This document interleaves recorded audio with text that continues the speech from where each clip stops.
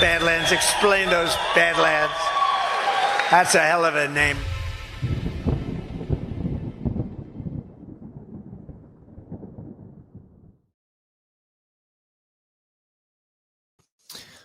All right. Good evening, ladies and gentlemen, and welcome to the Badlands Book Club, covering Chapter 9 of the Fourth Turning with my lovely co-host, Ashe Epp. How you doing, Ashe? I'm good. I'm cold. Is it getting cold out there now? I'm ready. I'm ready to move to Florida. Yeah, it's chilly. It's super chilly today. Well, we got like a Cat 5 hurricane out there. It's not coming anywhere near us. Allegedly. We're supposed to actually be cold. It's going to be a blistering 59 degrees on Saturday. Let's see. I think it's 43 right now here. Oh, 43. It'll be and 59. The sun is still up. Yeah, it'll be 6 a.m. when it's freezing cold for us. And then it'll dip into the mid-70s. Also, 59 is not freezing cold. No, it's not. Not at all. All right, guys, welcome to the show. Feels like we've been off this show, like we haven't done this show in forever because of travel and everything else that's been going on. So looking forward to getting back into it. Before we get started, though, let's talk about our sponsors. And I'll go ahead and talk about our friend Jordan over at Conscious Strength. Maha yourself with supplements that don't suck from Conscious Strength. Founded by Badlands' very own Jordan Sather in 2019, Conscious Strength products are made in America, and they won't break your bank, unlike other online brands. Their lineup includes collagen for strengthening joints and hair, electrolytes to get rid of those cramps. Christy loves the electrolytes. Greens powder that tastes good and mixes easy. She legit gummies. She legit gummies, methylene blue, zeolite, and more. Flip the finger to pharma. Be your own doctor and get supplements that you can trust from Conscious Strength. Go to badlandsmedia.tv/strength to shop now. One more time, that's badlandsmedia.tv/strength. And the link will be in the description down below, and help support a fellow Badlander, Jordan Sather. Heck yeah. And then I was talking to him about some of his products the other day, and he was mentioning some of the things that he's looking to expand into, which had me very excited. Oh, pretty cool. Yeah. All right. And teaser for folks. Badlands Shop. Yeah, when your favorite Badlands show wraps up without a raid, visit the Badlands website to explore our incredible sponsors. From products featured on the show to kickstarting your shopping list, the Badlands Shop has you covered. Every purchase you make is a powerful vote for the future you believe in. We make it easy to shop America first, supporting Badlands creators and patriot small businesses that champion freedom. You're not just buying a product, you're fueling a movement with every dollar you spend. Thank you for supporting businesses that support Badlands Media. Head over to badlandsmedia.tv and click shop from the menu, or go directly to badlandsmedia.tv/shop. We have great sponsors, and especially with gift giving season heating up and people looking for all the different, Christmas, get a jump start on it. And America First businesses are the way to go for sure. Before you type any of those other .coms, you better type badlandsmedia.tv/shop and search there first. Yeah. Cindy Krudoff says, is this live tonight? Yes. It is live. We are living creatures here. So, Ashe, I got a little treat before we get into the book itself. Check this out. I don't know if you caught this over the weekend. This is what happens in a fourth turning. People who are on the margin, who don't count, who are not in the kind of where the elites are, they start to get in and get to work, build little institutions themselves. And as we go forward in the fourth turning, they become more and more prominent. You're seeing this today in Trump's White House. You're seeing, Jared Kushner and Witkoff negotiated this deal in Israel, not the Secretary of State, not anybody from the Brookings Institute, two real estate guys from New York, right? So you're going to see more and more of that, and a new elite will be formed, but it'll be elite grounded in populism, grounded in economic nationalism, and grounded in kind of American citizenship. All right, so there it is. Bannon said it himself. We're in a fourth turning. When he talked about, I had not seen that, so thank you for sharing. But he talked about how, the marginalized people get together and create kind of what I would summarize as a bureaucracy, little fiefdoms and this happens, I think, in every turning. It's pronounced in the fourth turning because it's also happening in a crisis. Right. And so, I think we see like the intersectionality is probably a good example of this. All the different, levels of marginalization coming together to form these kind of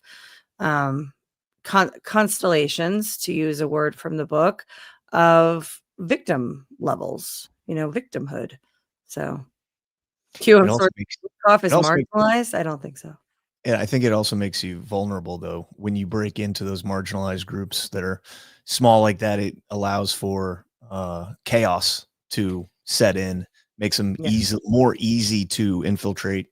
But yeah, I thought that was a little, and it's very empowering in 2025, and I, probably in similar seasons throughout the other saculums. It's empowering to have victimhood be a virtue, right? And that's what we have right now, is people figuring out, a lot of people who would otherwise be empowered, clinging to victimhood because it gives them, gives them a reason to stand up and say, like, it's about me now. And so we have the more victim labels you can attach to yourself, the more special you are. Just ask the Black trans disabled woman. All right. Well, speaking of fourth turnings, let's get into chapter 9, titled Fourth Turnings in History. And I'll go ahead and start out here. Something happened to America at that time, recalled U.S. Senator Daniel Inouye on VJ Day in 1995, the last of the 50-year commemoratives of World War II. I'm not wise enough to know what it was, but it was the strange, strange power that our founding fathers experienced in those early, uncertain days. Let's call it the spirit of America, a spirit that united and galvanized our people. Inouye, I don't even know how to say that name. Inouye. I'm just going to say Inouye. That sounds right. Inouye went on to reflect wistfully on an era when the nation considered no obstacle too big, no challenge too great, no goal too distant, and no sacrifice too deep. A half century later, that old spirit had long since dissipated, and nobody under age 70 remembered what it felt like. When Joe Dawson reenacted the D-Day parachute drop over Normandy, he said he did it, quote, to show our country that there was a time when our nation moved forward as one unit. In the climactic years between Pearl Harbor and VJ Day, arguments were forgotten, ideals energized, and creaky institutions resuscitated for urgent new purposes. At home or in the military, teamwork and discipline were unusually strong. Anybody who doubted or complained or bent the rules drew the wrath of fellow soldiers, co-workers, or neighbors. People looked on their elected representatives as moral exemplars. In 1943, the author of The Hero in History, described the current age as brimming with leaders who qualified for the title Great Man in History. People were also full of hope, even in the face of terrible adversity. During the summer of 1940, with France crushed and England hanging by a thread, writes David Gelernter, a Roper poll found that, quote, handsome plurality, 43% to 36%, was optimistic about the future of civilization. Energized by visionary leadership and hopeful followership, America attained a stunning triumph. With the people thus united, that era established a powerful new civic order, replete with the public institutions, economic arrangements, political alliances, and global treaties, many of which have lasted to this day. That era also produced a grim acceptance of destruction as necessary concomitant, that's a weird word, to human progress. Quite unlike today, that was a time when wars were fought to the finish, when a president could command a prized young generation to march off with the warning that one of three would not come home, when America's wisest and smartest scientists built weapons of mass destruction, when imagined domestic enemies were rounded up into snowy camps, and when enemy armies were destroyed and their leaders hanged.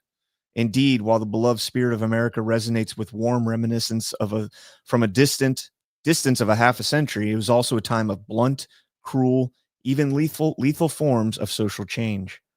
Today's veterans recall that era fondly but selectively. They would like to restore its unity and selflessness, but without the carnage. Yet how? The only way they can see is a way back, what Bob Dole calls a bridge to a better past. An America stripped of the family damage, cultural decay, and loss of civic purpose that has settled in over the intervening 5 decades. Such a task feels hopeless because it is. Like nature, history is full of processes that cannot happen in reverse.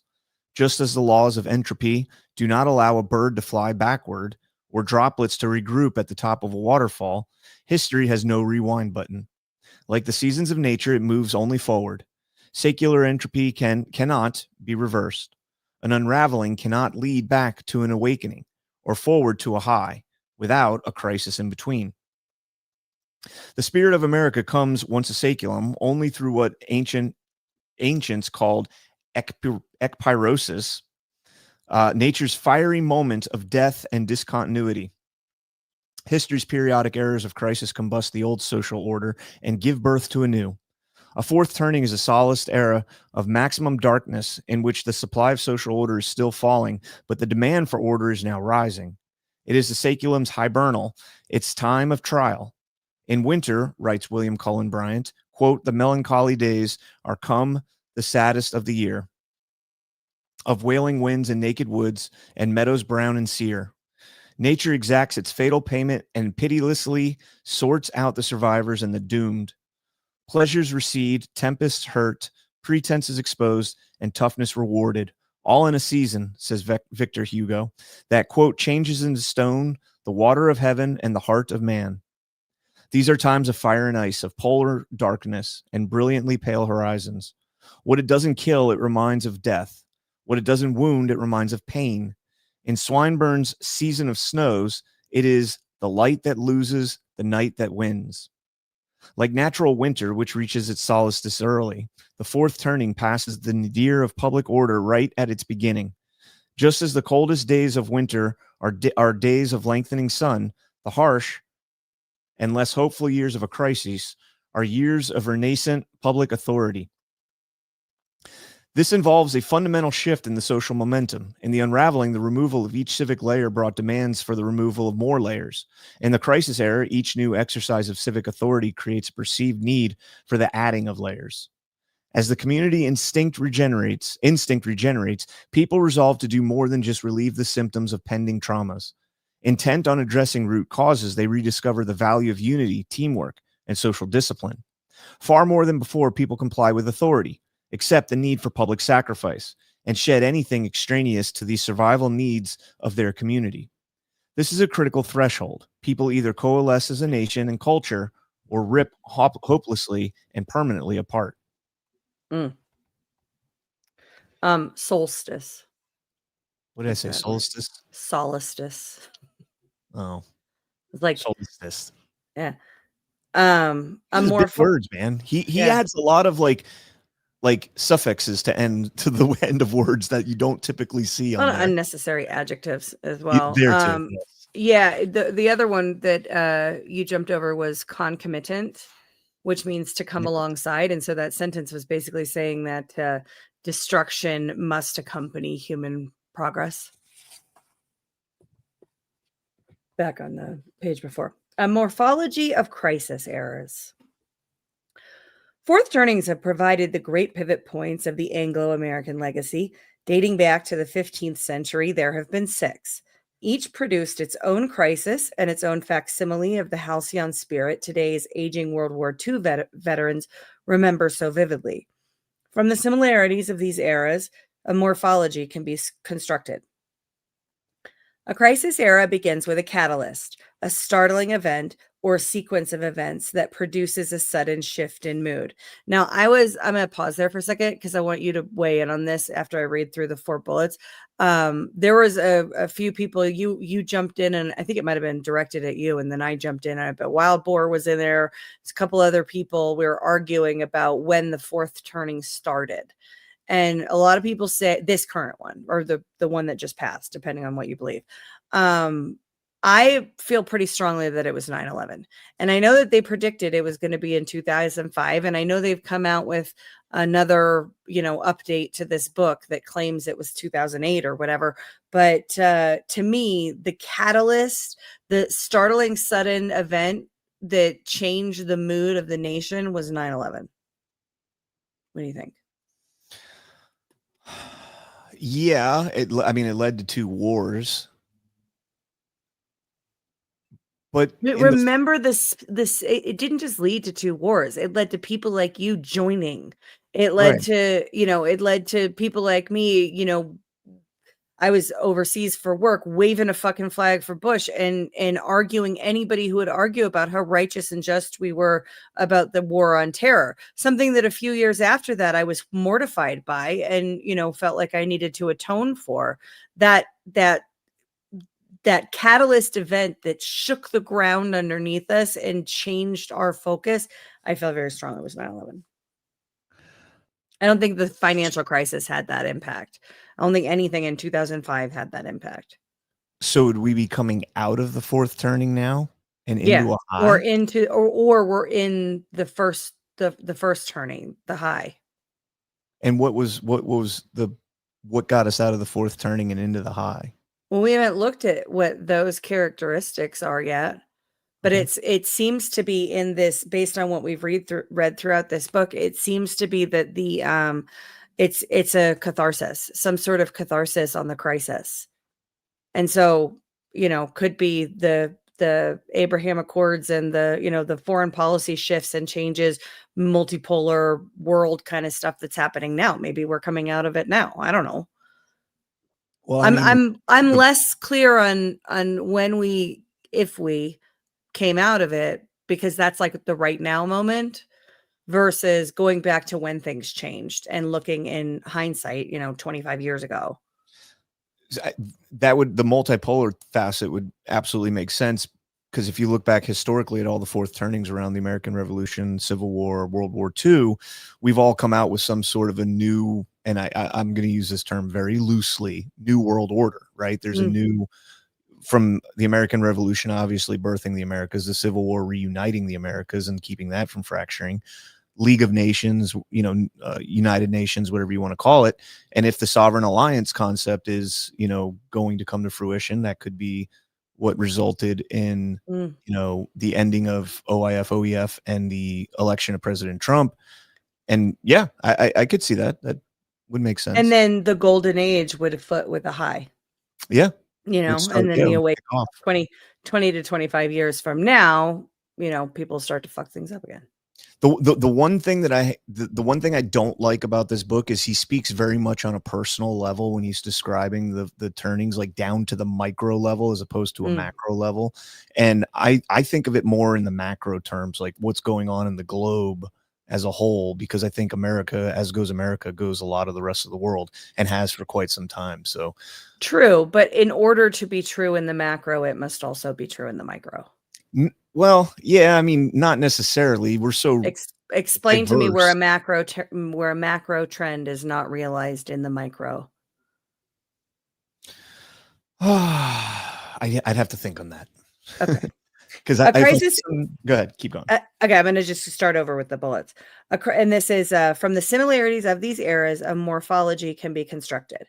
A crisis era begins with a catalyst, a startling event or sequence of events that produces a sudden shift in mood. Once catalyzed, a society achieves a regeneracy, a new counter-entropy that reunifies and re-energizes civic life. The regenerated society propels towards a climax, the crucial moment that confirms the death of the old order and the birth of the new one.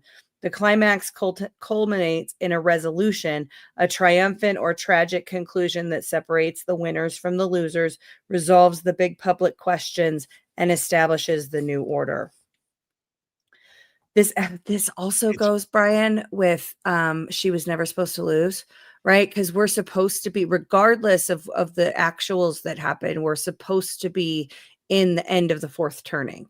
And it was supposed to, that season and shift in humanity and in America specifically was supposed to be overseen and governed by Hillary Clinton. Yeah, that's supposed to usher in the new order. The new order. This crisis morphology occurs over the spanning of one turning, which, except for the U.S. Civil War, means that around 15 to 25 years elapse between the catalyst and the resolution. The regeneracy usually occurs 1 to 5 years after the era begins, the climax 1 to 5 years before it ends.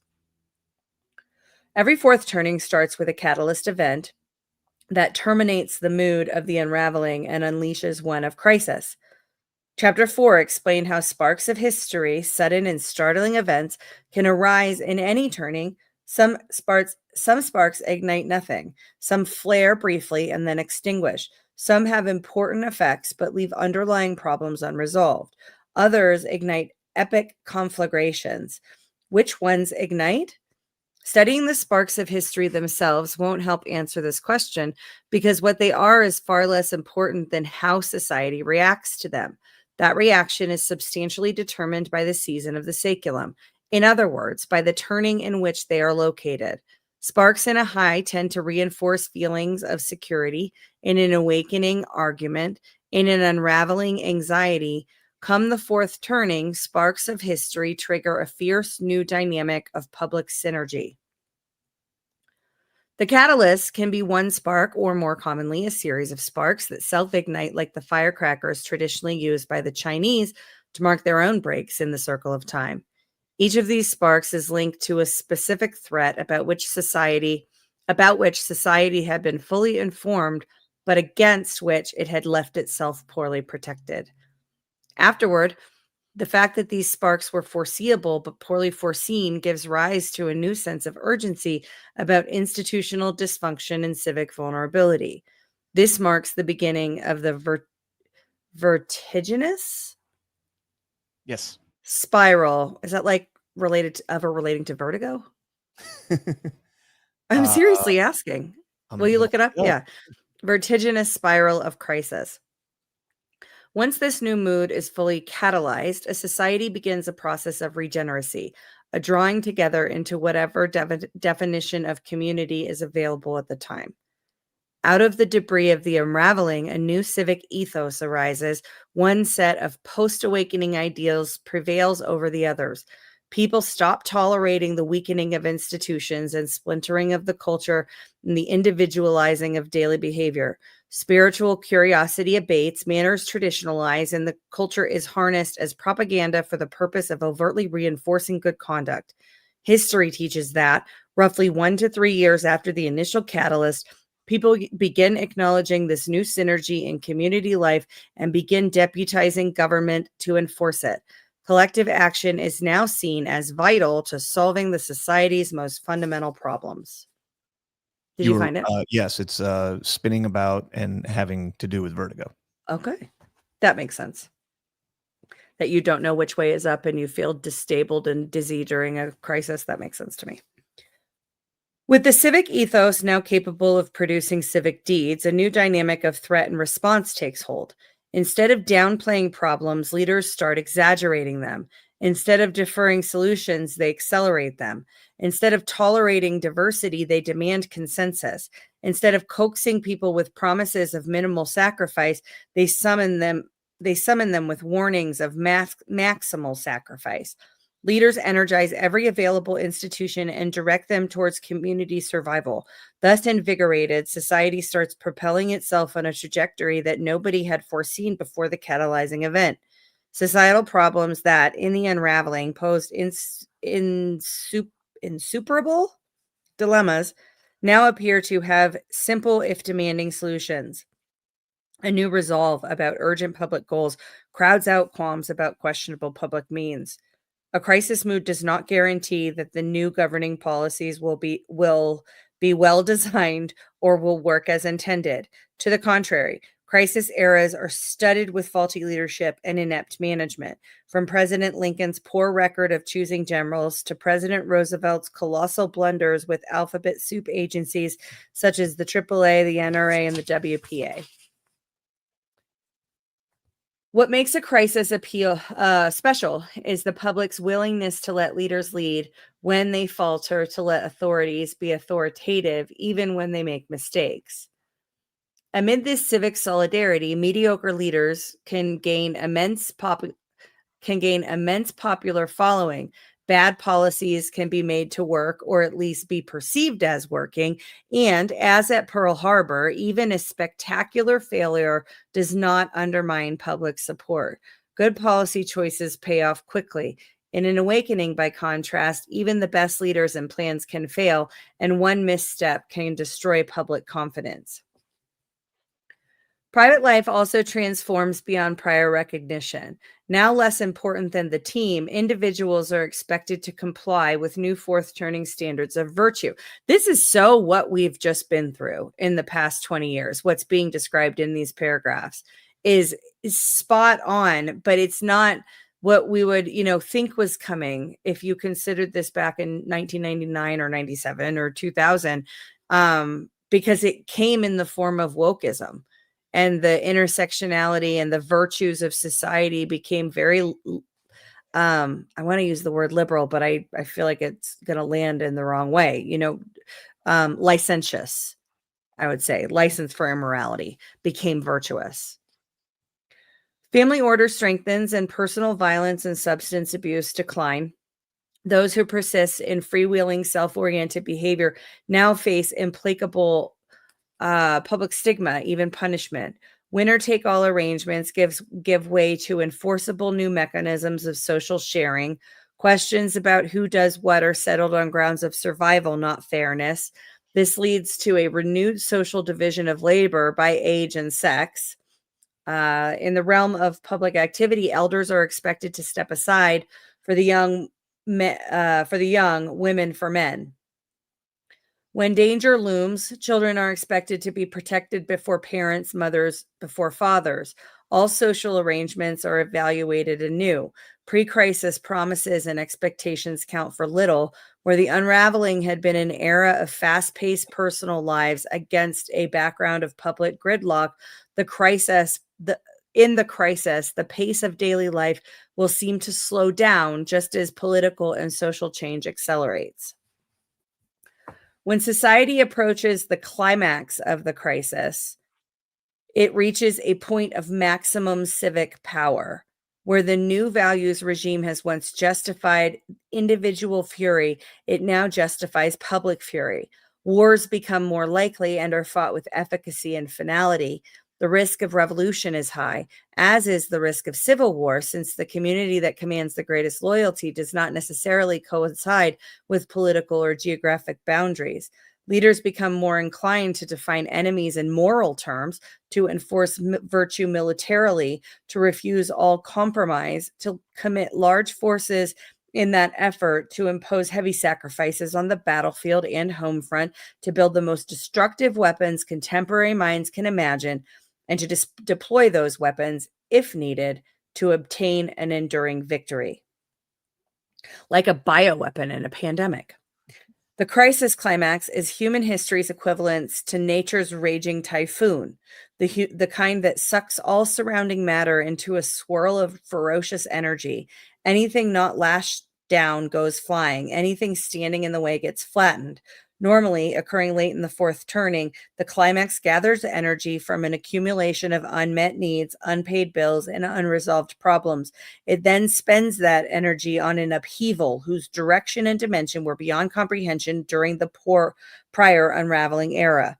The climax shakes a society to its roots, transforms its institutions, redirects its purpose, marks its people and its generations for life.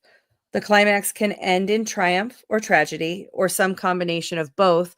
Whatever the event and whatever the outcome, a society passes through a great gate of history, fundamentally altering the course of civilization. Soon thereafter, this great gate is sealed by the crisis resolution, when victors are rewarded and enemies punished, when empires or nations are forged or destroyed, when treaties are signed and boundaries redrawn, when peace is accepted, troops repatriated, and life begun anew.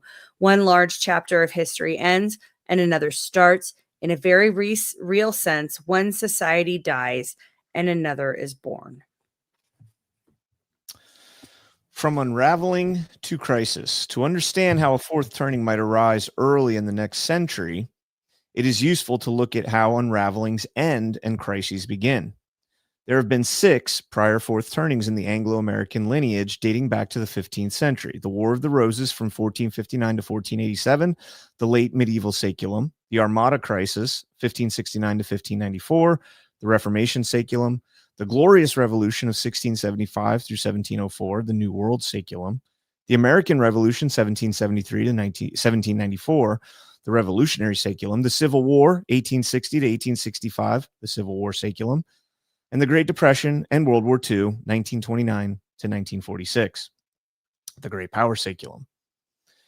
With the partial exception of the U.S. Civil War, each fourth turning followed a similar morphology. Hang on a second, because we have an anomaly in the Civil War.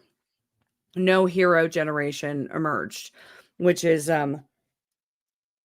what makes it different. But we know because of that, the anomalies are possible. And as we've talked about before, if you had a post World War II order with the ability, with the levers of propaganda that the world had never seen before, super powerful propaganda levers, and the ability to hack the next saeculum.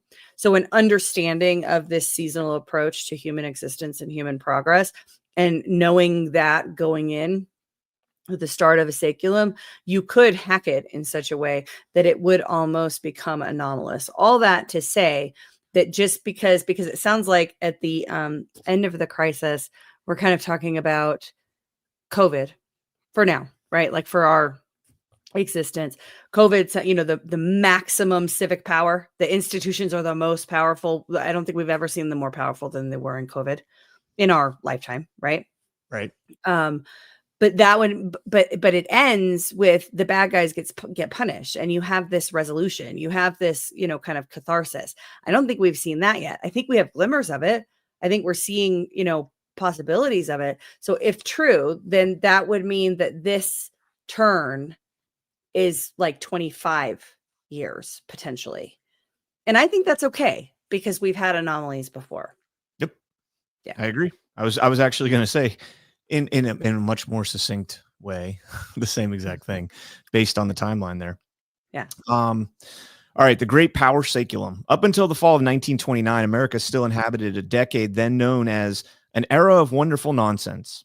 Through the 1920s, America felt increasingly wild, its daily life propelled even faster by a stream of thrilling and innovative technologies, its government increasingly discredited and irrelevant, its culture hopelessly cleaved between the prohibitionist bourgeoisie.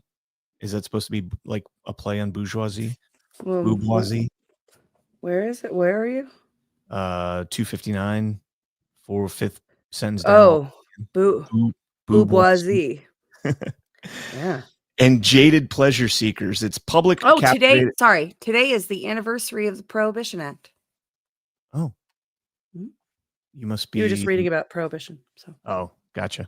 The prohibitionist bourgeoisie and jaded pleasure seekers. It's public captivated by what Hemingway called a movable feast of celebrities and trifles. Quote, the shows were broader, the buildings were higher, the morals were looser, and the liquor was cheaper. But all these did not really minister to much delight, Fitzgerald remarked in 1926. The city was bloated, glutted, stupid with cakes and circuses and a new expression. Oh, yeah? Summed up all the enthusiasm. By decade's end, Frederick Lewis Allen described the public spirit as having reached a low ebb. Everyone knew the fun and frolic couldn't last forever, but no one had reason to believe the end would come soon. The catalyst came on Black Tuesday, October 29th, 1929. A market comeuppance was foreseen by some, but the public reaction caught everybody by surprise. In a mood shift, historian Allen described as bewilderingly rapid, Americans now realized that, quote, an old order was giving place to the new, end quote, that the 1930s, quote unquote, would not be a repetition of the 1920s, and that there would be no more aching disillusionment of the hard-boiled era, its oily scandals, its spiritual paralysis, the harshness of its gaiety.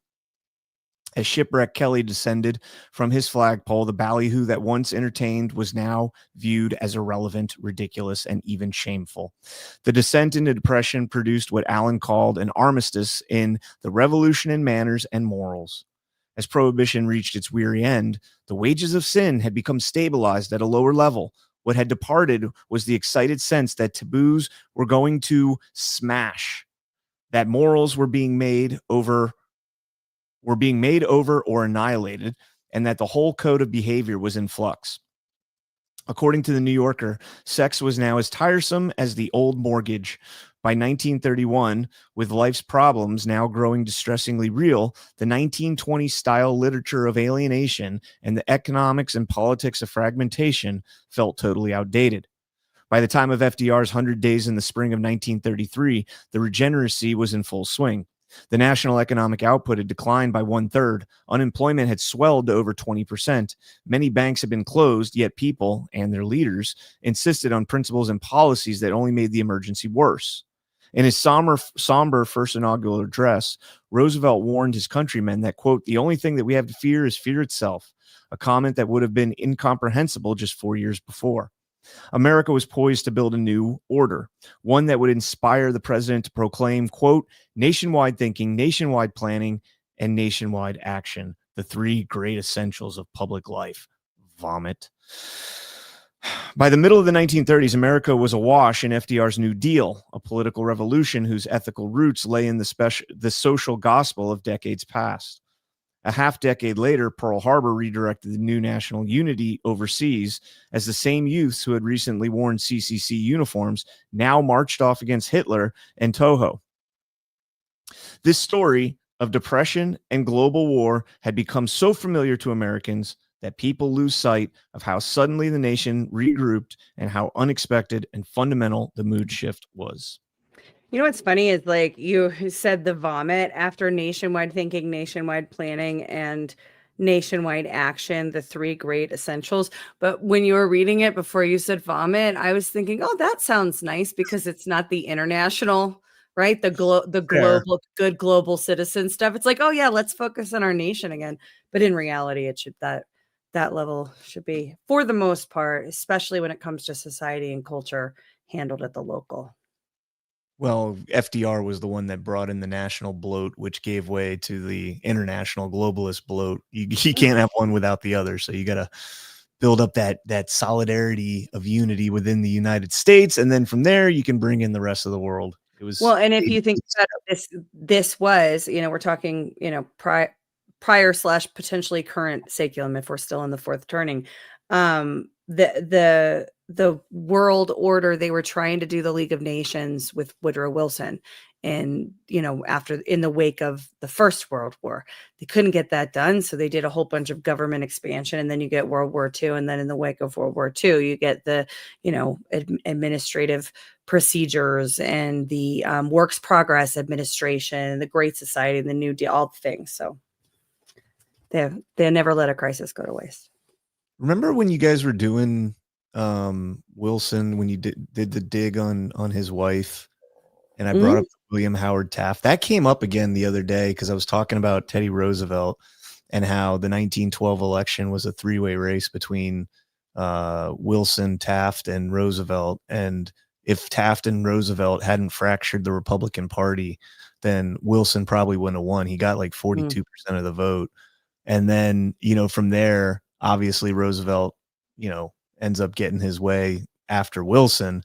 And it's almost like that was planned. And it's like, hey, you go ahead and play the disruptor for Taft, who is fiercely against the Federal Reserve.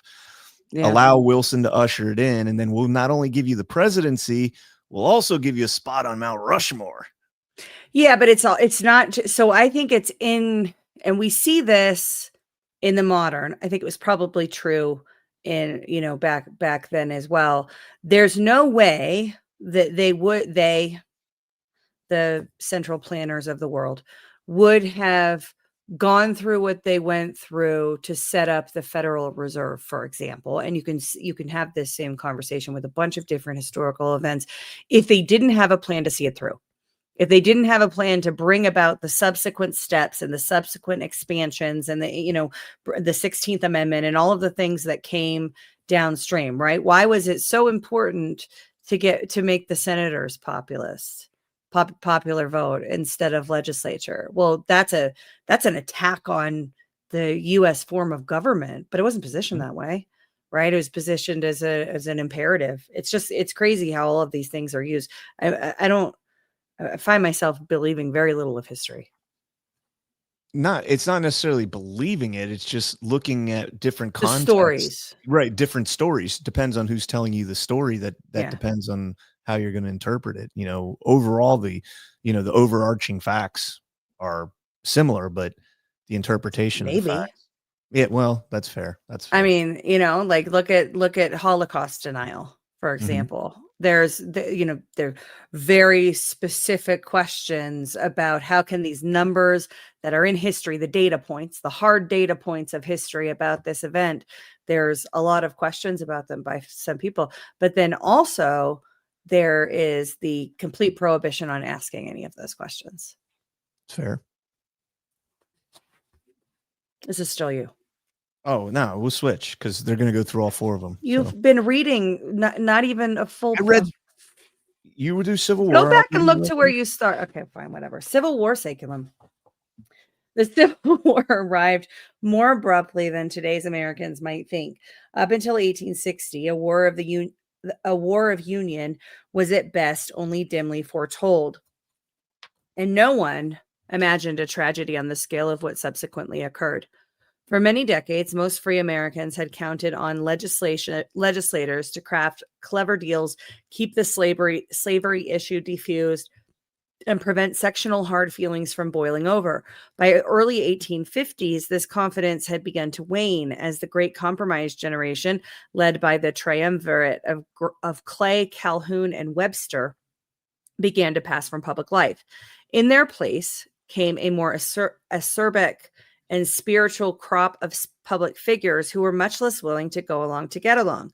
The age is dull and mean. Men creep, not walk, complained John Greenleaf Whittier of the 1850s. Yet outside the radical abolitionist circle, the mood did not become inflammatory through the end of that decade. Bleeding Kansas was a skirmish, not a war.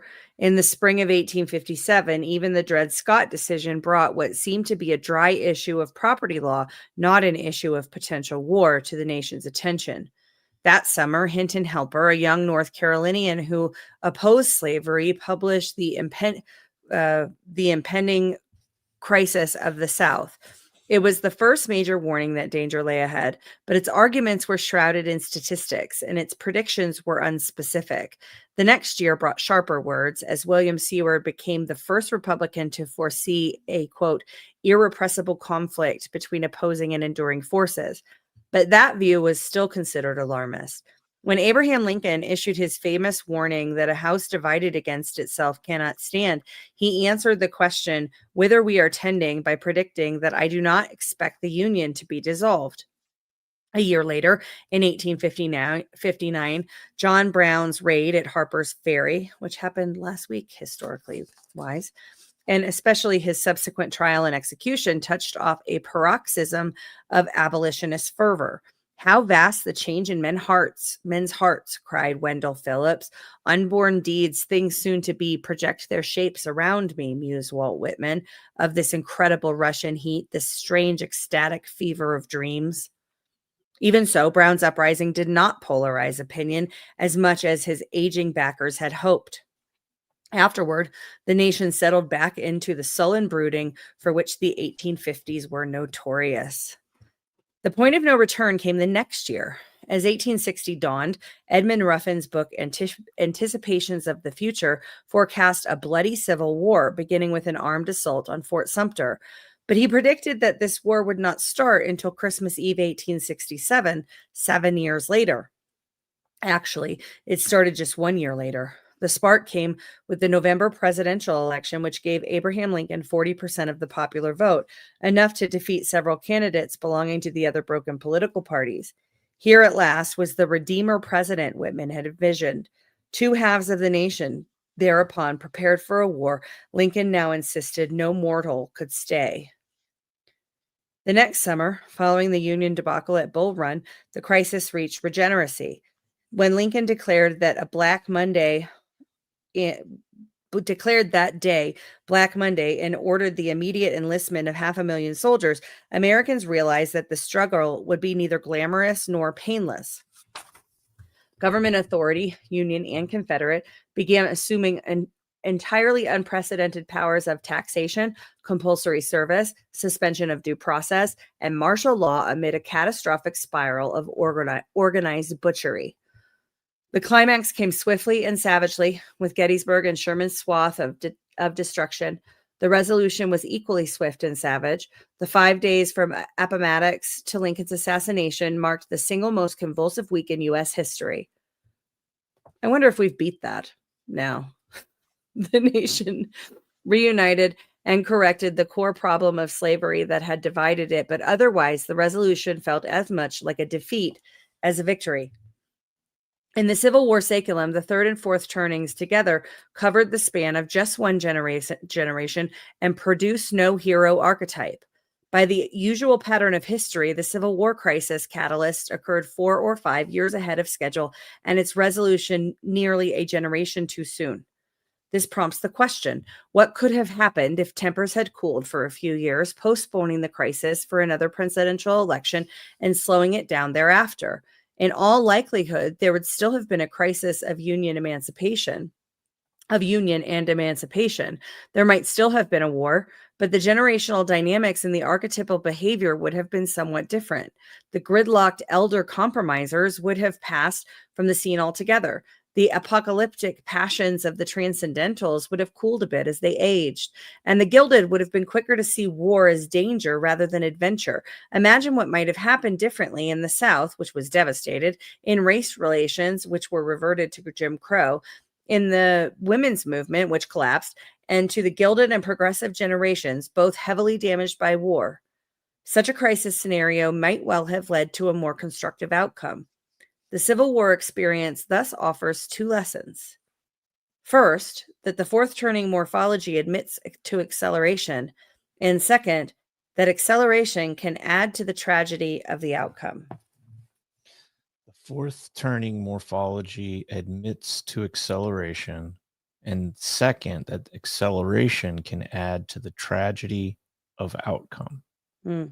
This when reading that last part of that makes me think of what General Quast says about how I've heard him say this specifically when referring to like the conflict between G and I in terms of, how fast to move and how many, who's going to make the decisions for society and getting these things in place. If you move too fast, people die. And I've heard General Quast say that quite a bit. I still maintain that this can be hacked. That if you understand this, but if it's true, and it's all theory, right?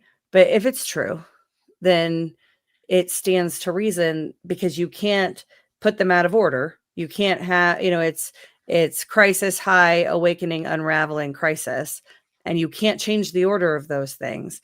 And the generational archetypes that emerge during those eras have specific characteristics, and you can't change that. Then if you have that framework and all of that knowledge going in, you should be able to hack it. If you're, the global governors. I think they did.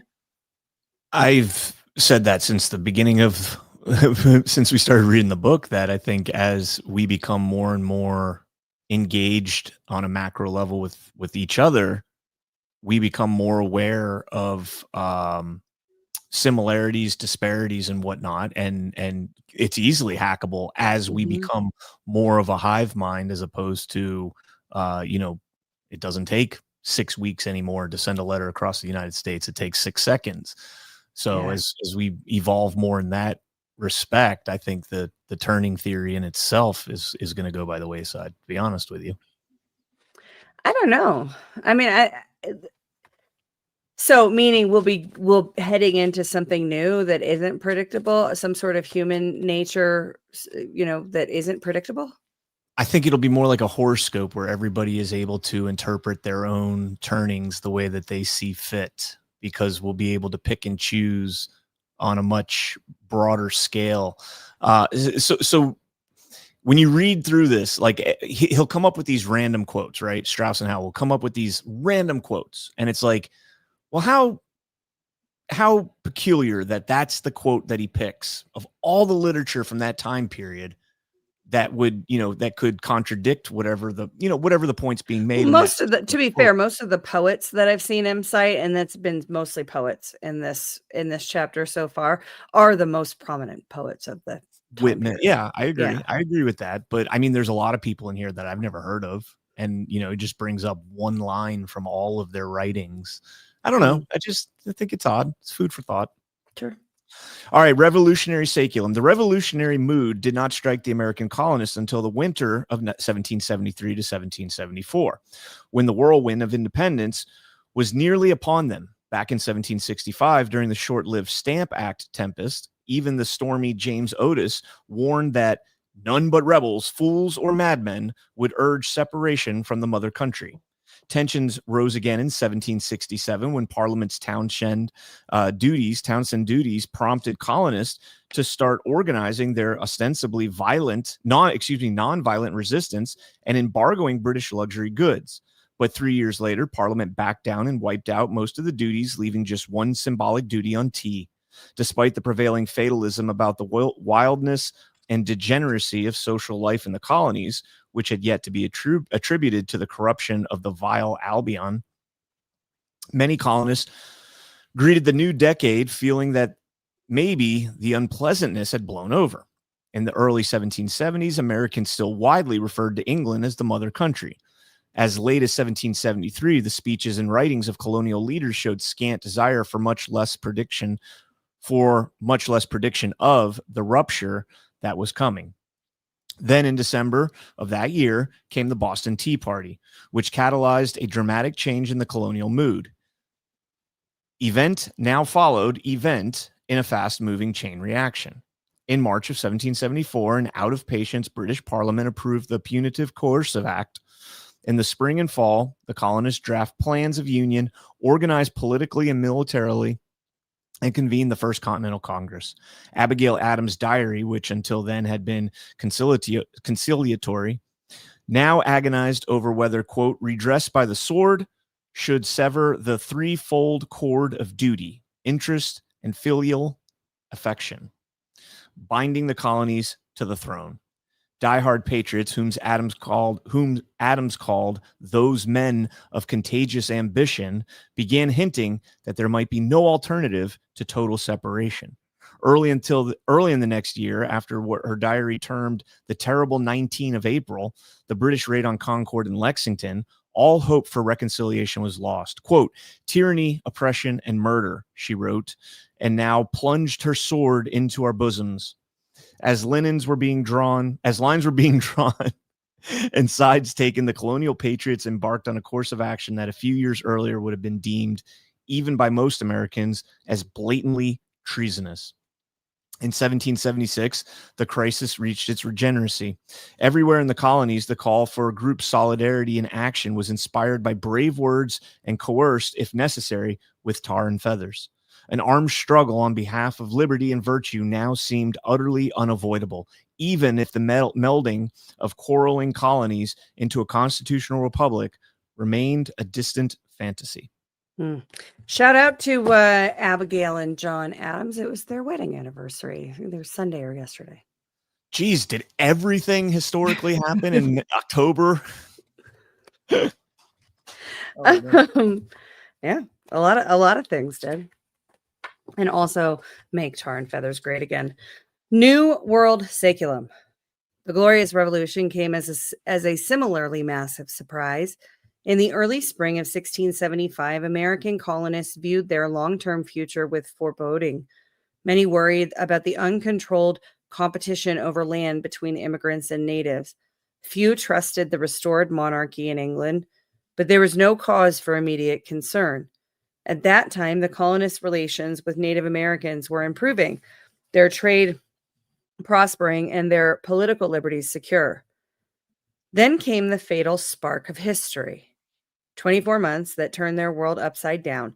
It began with several simultaneous and deadly wars between natives and settlers, which led directly to rebellions in Virginia and Maryland, together with parliamentary efforts to void most of New England's liberties. Quote, it was in 1676, more than any year since the starving times, the beachhead years of the European invasion of North America, that the English came close to being driven from the continent, writes historian Stephen Saunders Webb. Just the fighting in 1676, not to mention human casualties from cousin German to the plague, crop failures, and livestock losses, cost more in lives in proportion to the population than any other war in American history. In 1676, was wiped out an entire generation of settlement, end quote. Decimated but resolute, the colonists now perceived that the very social and political future of their world was in peril, and that they had been sucked into a collective maelstrom beyond their control. Over the next few years, the crisis reached its regeneracy. The colonists forged the community ties that would enable them to withstand the absolute machinations of the Duke of York, the Stuart heir. The climax came with the political revolution of 1689, the resolution with the advent of global war between England and France. But in 1676, the American colonists did not yet know about all the trials to come, nor of the sunny peace to be born of such hardship. It was also this week the founding of Philadelphia, the capital city of Pennsylvania. Pennsylvania, the colony was founded by William Penn. And so I was like, what is Sylvania? It's like, is this dude a vampire or something? Actually means woods. So Pennsylvania means Penn's woods. Something I learned this week. Isn't the capital of Pennsylvania? It's not Philadelphia. Why the fuck? Why am I? Well, forgetting? the capital of the Pennsylvania colony in the 1600s was Philadelphia. Why can't I? It's not Harrisburg. Why can't I think of it? I don't know. Why is it escaping my memory? Holy crap. I've been there recently. Somebody in the chat. What's the capital of Pennsylvania? Harrisburg. Harrisburg. Okay, I was right. All right. See, I doubted myself. Population 49,000. It's a small capital. I think the smallest capital is Tallahassee, I think. Yeah. But I didn't know. Did you know that Sylvania basically meant woods? Sylvania? Yeah. So it's William Penn. Penn's woods is the literal translation of Pennsylvania. And that would make Transylvania Transwoods. Don't go in the trans woods. They cut all the woods down in the trans woods. You're not allowed to have wood in the trans woods. Reformation saeculum. In the late 1560s, English people were anxious about the specter of religious conflict and civil unrest. They had suffered both in recent decades and worried that the future could eventually bring worse. But they had no reason to fear a serious threat from abroad, and the immediate prospect for the kingdom never looked better. By then, a decade on the throne, Queen Elizabeth I was proving herself a popular and able Tudor monarch. She was restoking the royal treasury, patching up things with Scotland, and proving herself a master diplomat and administrator on all fronts. In the fall of 1569, there came sudden news of a Catholic uprising led by the most powerful peer of the realm. Within months, the Queen found herself excommunicated by the Pope, and a year after that, the target of a Spanish attempt to assassinate her. In the fall of 1572, the Spanish Allied Catholic League slaughtered thousands of French Protestants in the St. Bartholomew's Day massacre, and the Duke of Alba's troops crushed a Protestant revolt in the Netherlands. From the Mediterranean came word that Spain had annihilated the Turkish fleet. Everywhere on earth, Spanish troops, ships, and gold seemed indomitable. That's a hard word for me to say. From behind the walls of El Escorial, King Philip II, former husband of Elizabeth's predecessor, Queen Mary, began to regard Elizabeth as a removable annoyance. Feeling itself encircled by the armed might of a Catholic empire, the English Parliament convened later that year to unite behind their queen. The mood was grim. Petty politics were forgotten, new taxes levied, and regiments raised, new trade laws enacted, and new punishments imposed. The regeneracy thus underway, England rallied and gathered. The crisis mood would not climax and ease for another 16 years, not until Philip II's great fleet lay at the bottom of the sea. Late medieval saeculum. In the 1450s, a twilight decade of medieval beliefs and usages, the English people were despondent. In recent years, their kingdom had lost virtually all of its vast acquisitions in France. They also suffered from a weak king who lapsed into periodic insanity, conniving royal relatives, a corrupt court, and a pandemic of social disorder spread by armed and unemployed veterans returning from the mainland.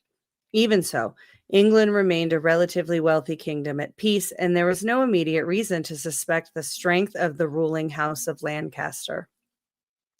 Then came the rush of events of autumn 1459. The mighty houses of York and Lancaster, which had been alternately feuding, skirmishing, and negotiating for many years, fell at last into a worsening chain of open battles. The catalyst arrived in November when a Lancaster-packed parliament of devils condemned most of the Yorkist leaders for high treason. Fleeing England in December, these leaders now perceived they had no choice but to return and initiate the all-out warfare that engulfed the realm over the next 18 months. Come the spring of 1460, the two sides had abandoned the medieval custom of parleying before battle. By autumn, fallen knights were routinely slain on the field. Next spring, the Yorkists routed the Lancastrians at the Battle of Towton. With nearly 40,000 fallen, this battle may rank as the most lethal as a share of population ever fought anywhere in the world. With the victory of young Edward York, the regeneracy began. But the violence was far from over. For the next quarter century, as the ruling families chased a crown that changed heads 6 times, England reverted to anarchy. The Wars of the Roses witnessed the casual slaughter of nobles, the expropriation of vast landed wealth, the murder of princes and kings, and emergency experiments in expanded central authority, none of which became permanent until the crisis climax in 1485, when Henry Tudor established a new royal dynasty. We needed Daenerys Targaryen to kick some ass with her dragons back then. Then we would have been good. Yeah, I do think that some of that formed the foundation for Martin's, little backstory. Yeah, I mean, wasn't Game of Thrones based on the War of Roses? Oh, I don't know. Makes sense. I thought it was. I could be wrong on that. I hope we get dragons again. Wouldn't that be so cool? Super cool. Crisis and the Looking Glass. Human history seems logical and afterthought, but a mystery and forethought. Writers of history have a way of describing interwar societies as coursing from post-war to pre-war, as though people alive at the time knew that transition occurred. It is a useful exercise to picture yourself midway through each earlier third turning, roughly 8 to 10 years before its end.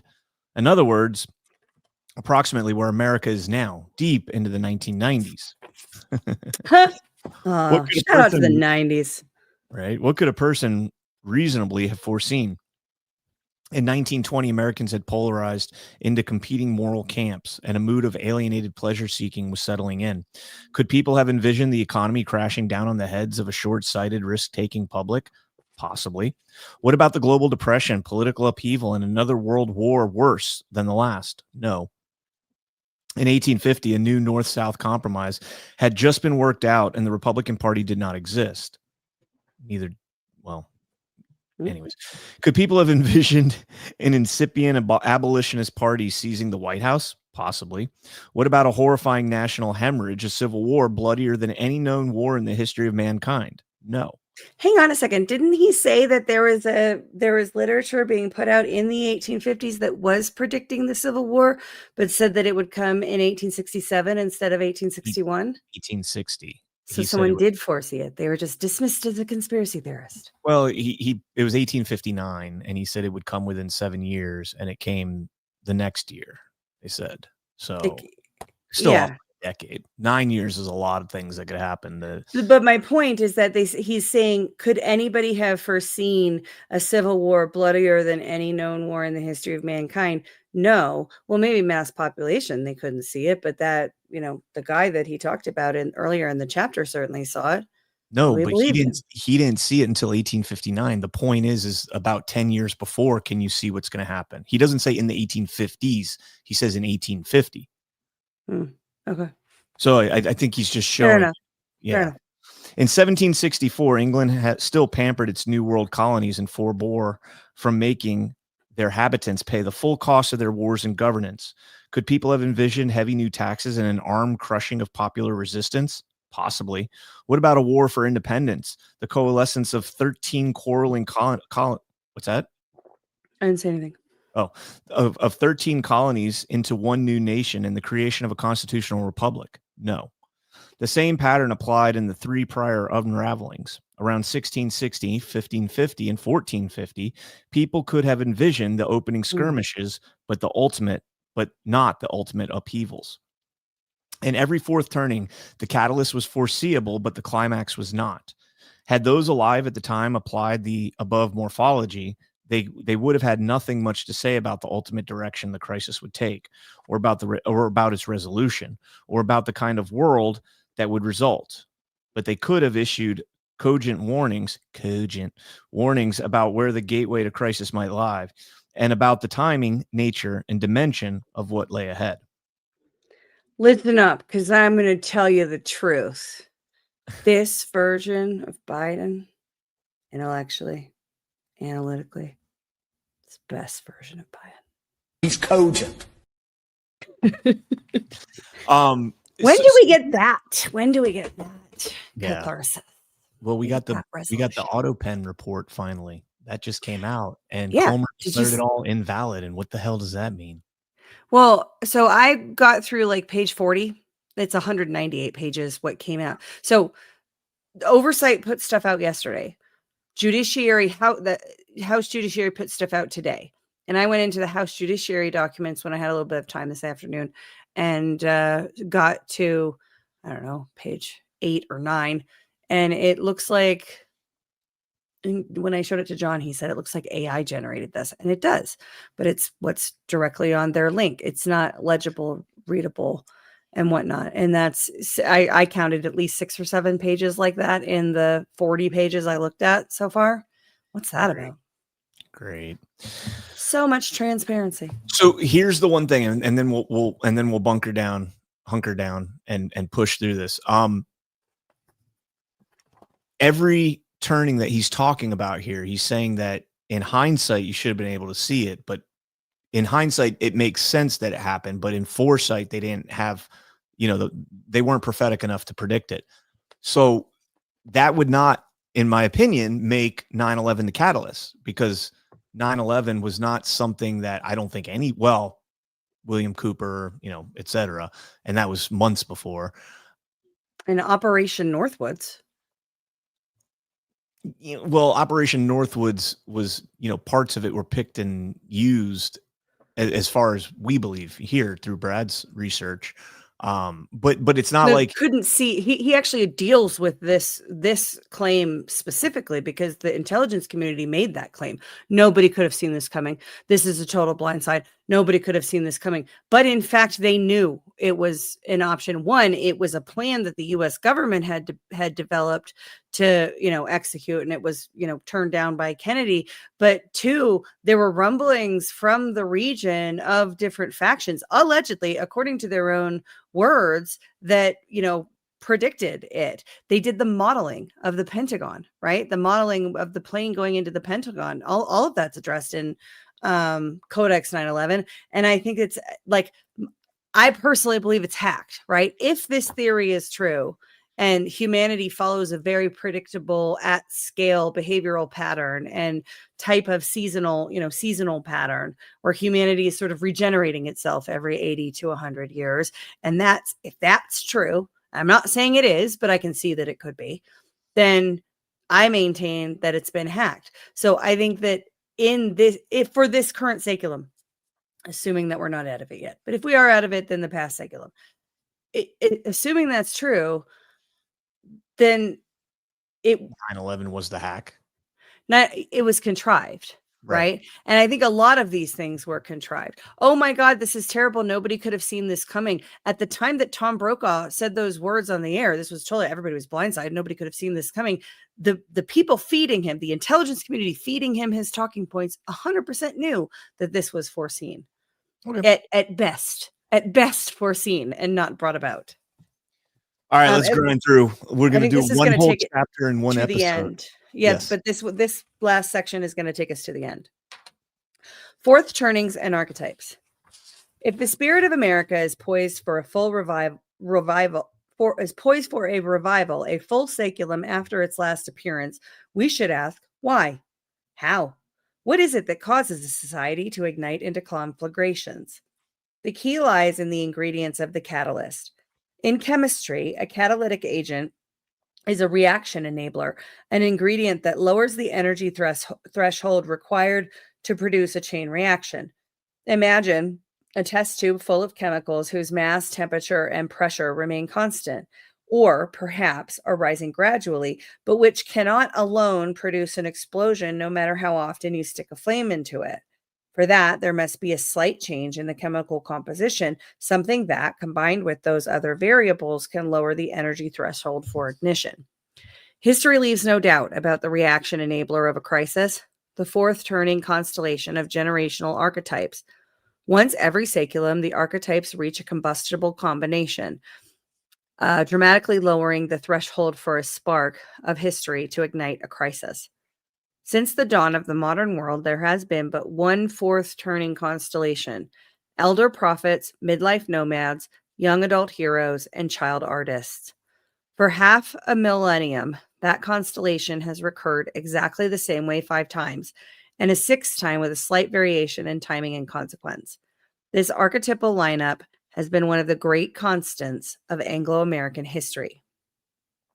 The indulged prophet children of highs, born in the aftermath of one crisis, foment the next crisis upon entering elderhood. The abandoned nomad children of awakenings become the pragmatic midlife managers of crisis. The protected hero children of unravelings provide the powerful young adult soldiers of crisis. The suffocated children of crisis come of age afterward as artist youths. Earlier chapters explained how crisis eras shape generations. Now you see how generations shape crises. This explains the underlying link between the cycles of history and the rhythms of the saculum. While all generational transitions are important to create a fourth turning constellation, the aging of the prophet is critical. A crisis catalyst occurs shortly after the old prophet archetype reaches its apex of societal leadership, when its inclinations are least checked by others. A regeneracy comes as the prophet abandons any idea of deferral or retreat and binds the society to a crisis course. A climax occurs when the prophet expends its last burst of passion just before descending rapidly from power. A resolution comes with the prophet's symbolic resistance at a time when the nomad is asserting full control. The prophet's symbolic assistance. What'd I say? Resistance. And who are the prophets? The children of highs. No. Who are the prophets right now? Oh, the hell if I know. We can't Boomers. figure that out. Boomers.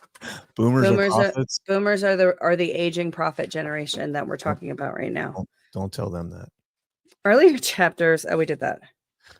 Except for nomads and heroes during the Civil War, every prior crisis era witnessed each generational archetype entering the following phase of life: prophets into elderhood, nomads into midlife, heroes into young adulthood, and artists into childhood. Here is what history teaches about the 4 life cycle phases and archetypes in turn.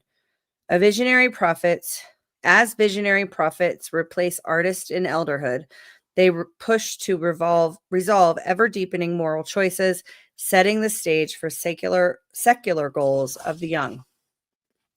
As prophet generations enter adulthood, their passion for principle... What? Elderhood. Their passions for principle leads beyond the point of no return. Though no longer are their crusades mostly symbolic.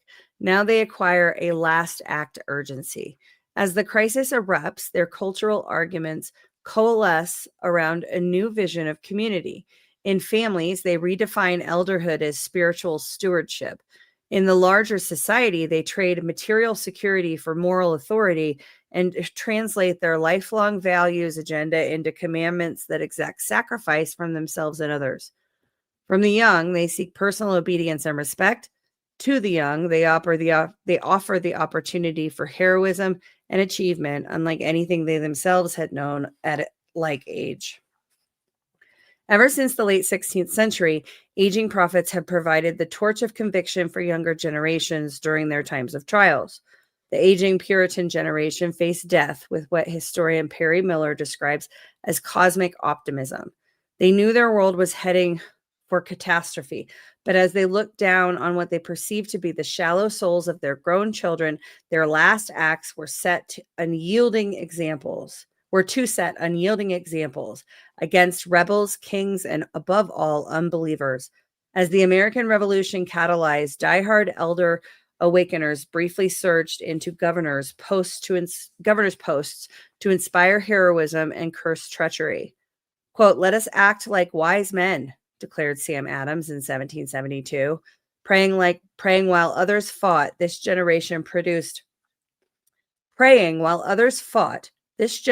produced the first two presidents of the Continental Congress, which enacted blue laws to make true religion and good morals the national credo.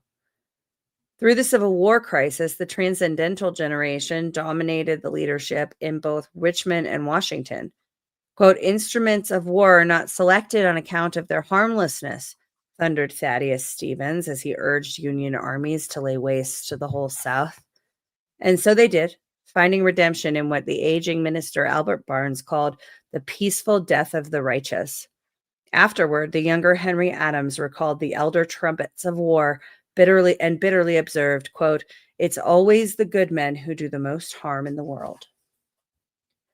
As pragmatic nomads replace prophets in midlife, they apply toughness and resolution to defend society while safeguarding the interest of the young. Playing to win, but half expecting to lose, nomad generations enter midlife with a sense of exhaustion. Still forced to take hit or miss risks in their work and public lives, they become increasingly cautious in their family lives. By now, they take for granted widening gaps between classes, ethnicities, regions, and gender roles. The ablest among them emerge as cunning, pragmatic, and colorful public figures. When the crisis hits, they find their lives painfully split between the old order and new. But they rise fiercely and sacrificially to the occasion, able to make hard and fast choices without fretting much about what others think. Exalting the workable over the ideal, midlife nomads forge an effective alliance with the elder prophets. Yet people of other ages are quick to criticize them and slow to give them praise. Through the centuries, nomads have starred in the role of midlife marauder, of the graying, picaresque, and sometimes corruptible adventurer who always finds a way to get the job done. Francis Drake and John Hawkins, Benjamin Church and Jacob Leisler, Robert Rogers and Daniel Boone, Ulysses Grant and Boss Tweed, Huey Long and George Patton. In the glorious Revolution crisis, the Cavalier generation displayed both courage and generosity, leaving the fulminations to their elders. They staged the rebellions and bore the crushing war-era taxation necessary to deliver colonies through their darkest hour. In the American Revolution, the Liberty Peers of George Washington expected to be hanged if rebellion failed. They thought as the canny patriots who, as the British charged of swamp fox Francis Marion, would not fight like a Christian or a gentleman. They won the hardest victories, committed the worst war-era treacheries, and later anchored the new nation with a cautious realism. The gilded peers of Andrew Carnegie, George Armstrong Custer, and John D. Rockefeller, who anomalously entered midlife just after the Civil War, proved themselves to be a generation of mettle and muscle both during the crisis and afterward. By the time they became what the historian Daniel Boorstin calls the go-getters of the late 1860s, a few had made fortunes, while millions had paid an unrecoverable price in ruined bodies, families, and farms. As team-working heroes replaced nomads in young adulthood, they challenged the political failure of elder-led crusades, fueling a society-wide secular crisis. Coming of age, hero generations develop a strong ethos of constructive activity, a peer-enforced code of dutiful conduct, and an overwhelming sense of generational community. Instinctive doers and team players, they gravitate towards social goals and human relationships that can be clearly defined. They expect and receive challenges from older generations. They band together on command. At the crisis climax, their heroism seemingly makes the difference between bright and dark futures for all of posterity. Fire is the test of gold, Seneca once observed, adversity of strong men. Young men enter battle because, like their society, they perceive they have no other choice.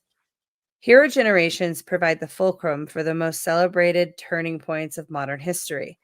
Whether the charge of the young Henry Tudor at Bosworth Field or the charge of the young GIs at Omaha Beach, Cotton Mather called the Glorious Revolution a happy revolution.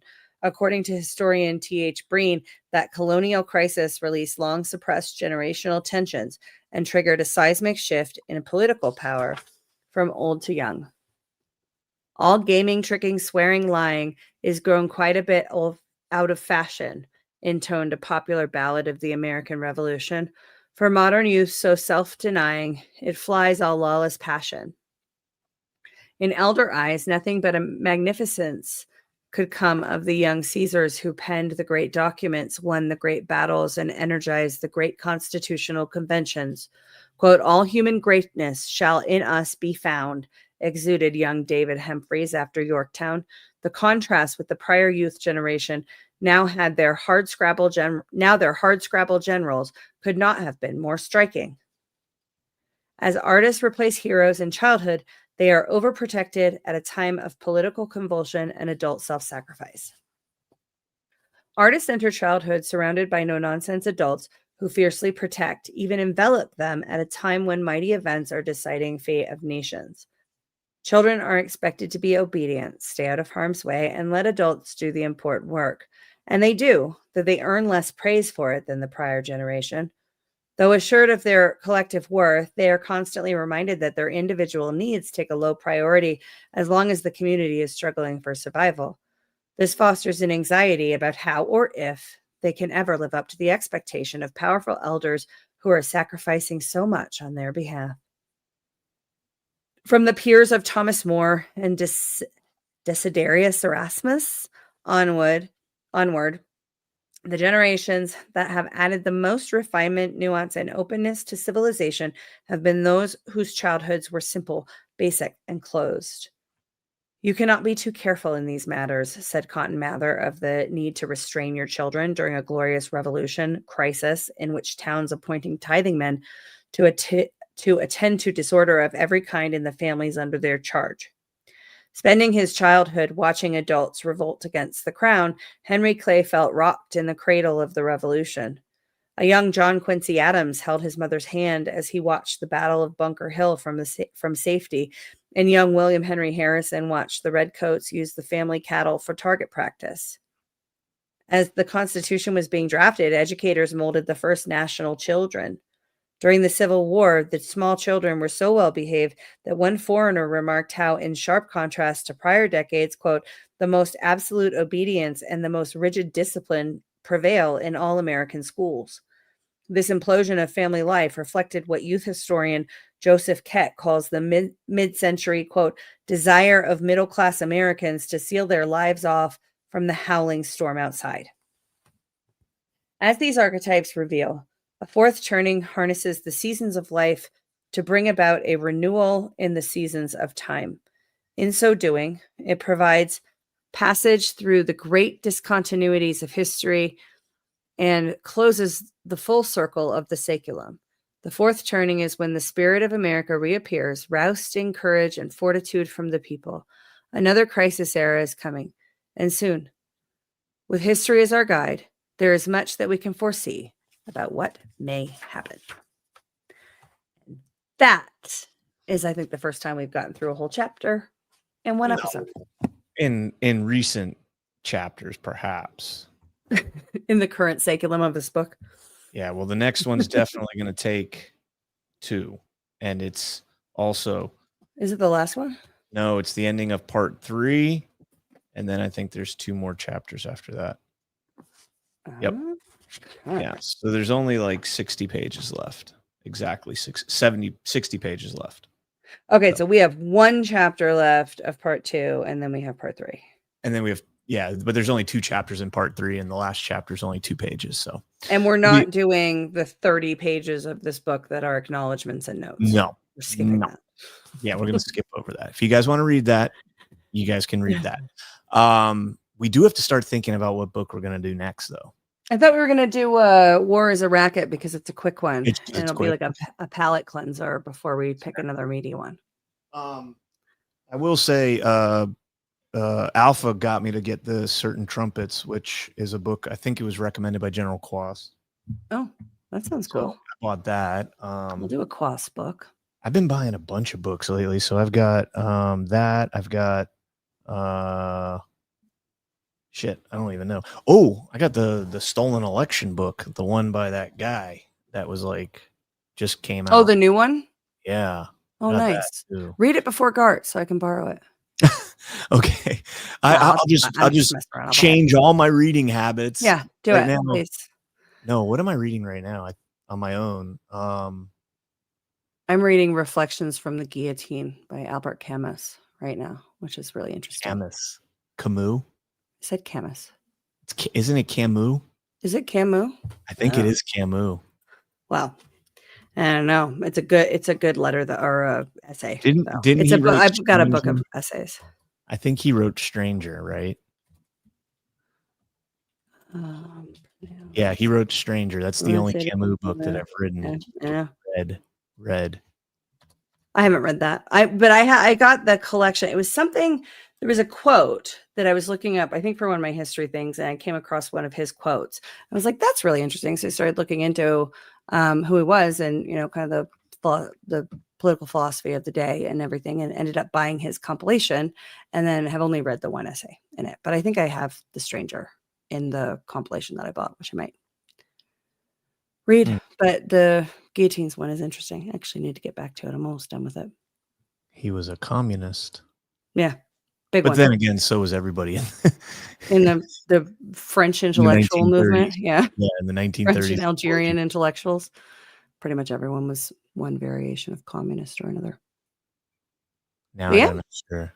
Let's see. How do you pronounce Camus' last name? No, you're right, I think. I didn't pull it up, but then Q of Swords agreed with you. Here it is. Albert Camus. Yeah. That's how he said it, because it's French. Albert Camus. I'm always going to say it wrong.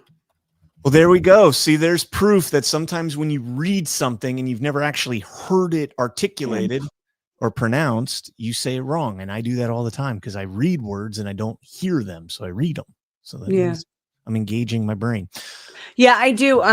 When I'm doing a Bible study with a bunch of gals, and I've taken to listening. So in addition to, reading it, but having the Bible app play for me so I can hear how the words are pronounced. There's the other thing is I'm also reading, and it's taking me much longer because it's super dense. But the Book of Acts in the Age of Hellenistic History. And that's one that I wish that I had somebody to read the names to me, because I know in my head I'm butchering every single all those like Greek names and stuff. Probably. Yeah. All right. Well, people are very excited that you were right, though. By the way, yes, Brian was right. Tuning in. I am going to. We're going to go downstairs and finish watching Scandal. So there we go. Oh, nice. Finish or like finish what season? No, I think we're finishing up season 3, and nice. Dad just got fired and replaced and gave her that speech. Or did he? Yeah. Well, don't go spoiling it for me. I mean, but he gave the speech, and like that speech, man, was bone chilling. Like, is it the speech that he gives before the committee? No. The one he gave her by herself when he's like in the airplane hangar. No. That's like a season ago. This is after he got fired, when he meets with her and he's like, you took away my heart and soul, like everything I've put into this. He will die. I will make sure of it, because his greatest like weakness is my daughter or something. And I'm going to manipulate that. And it's just like listening to it. And he's like, run. That's all I can tell you is run. You cannot stop it. And this is talking about the president of the United States. Yeah.